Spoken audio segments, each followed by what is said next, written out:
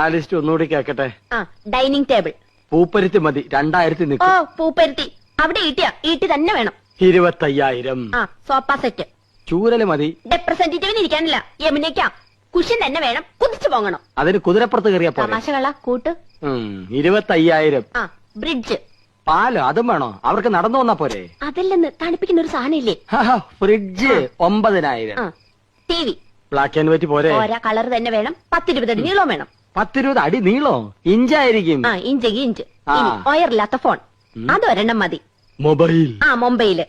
ഒയറില്ലാത്തോണ്ട് ഇതിന് വില കുറവായിരിക്കും. ആ ഇനി അയ്യോ ഇനി മടക്കല്ലേ, ഒടിഞ്ഞു പോവും. ആ തൽക്കാലം ഇത്രയൊക്കെ മതി. മതി. ഇനി ഇതിന് പണം ഉണ്ടാക്കാനുള്ള വകുപ്പും കൂടി പറഞ്ഞു തന്നെ. മൊത്തം പണം കൈ വെച്ചോണ്ടാണോ എല്ലാരും ഇതൊക്കെ മേടിക്കുന്നത്? ഇൻവെസ്റ്റ്മെന്റ് വാങ്ങണം. ഇൻസ്റ്റാൾമെന്റ്. ആ അതെങ്കിൽ അത്.